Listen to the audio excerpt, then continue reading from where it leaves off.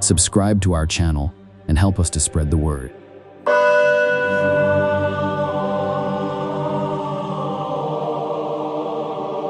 Catholic Meditation, March 1st, 2024. Lent, freely 17. You know the heart. Jesus, past, present, and future. He knows what is in the heart of man, but he respects my freedom. He wants me to accept it, to follow him out of love. Because, my Lord, you do not want slaves, but children. With a parable, he shows that the time I have, the capacity you've given me, is an opportunity to accept you or to close the door of my life to you. You was an owner who planted a vineyard.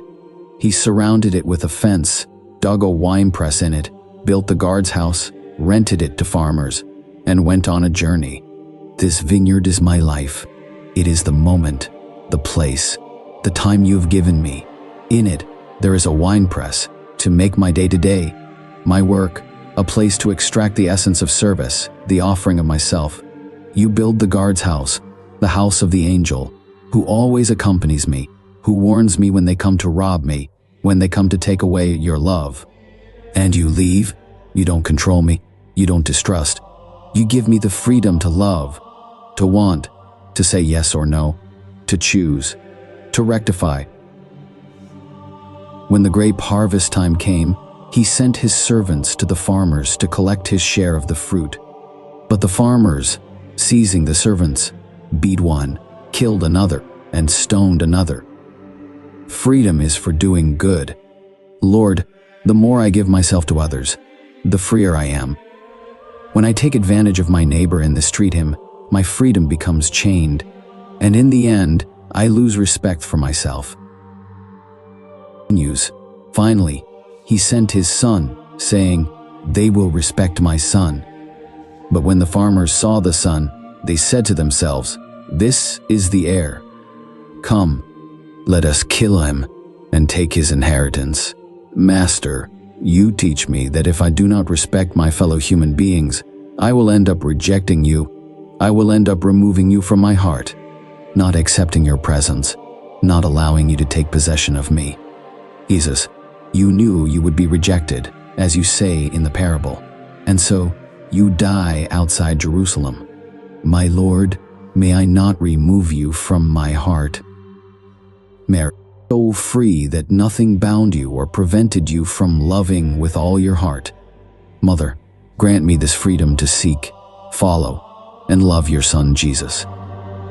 If you enjoyed this guided meditation, don't forget to subscribe to our channel. And now, after this brief guided meditation, we will continue with a theological commentary on the passage MT 21:33-46. The passage from Matthew 21:33-46 presents the well-known parable of the wicked tenants, a powerful narrative filled with theological significance. In this parable, Jesus employs familiar imagery from viticulture to convey profound messages about the relationship between God and his people.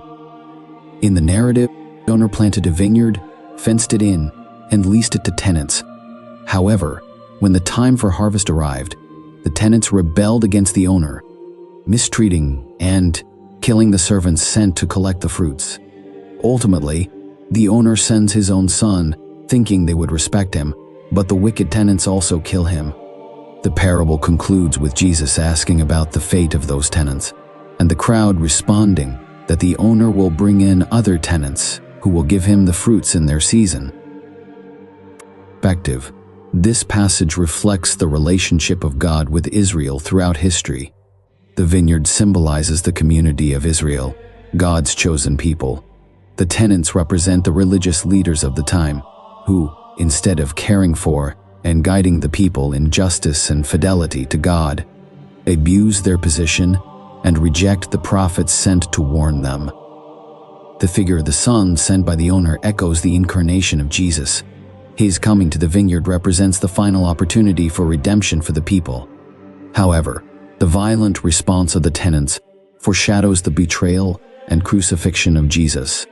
The parable illustrates the disbelief and resistance of those who should have recognized and received the Messiah.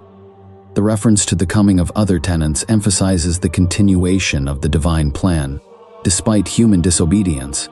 Here, Jesus points towards the expansion of the gospel message beyond Israel, opening the door to the inclusion of the Gentiles in the salvation plan. In summary, Matthew 21:30-46 provides a profound theological reflection on the relationship between God and his people, human response to his call, and the continuity of his salvation plan even in the face of disobedience. This narrative invites spiritual self-examination, reminding us of the importance of recognizing and receiving divine grace, as well as the responsibility that comes with being part of God's people.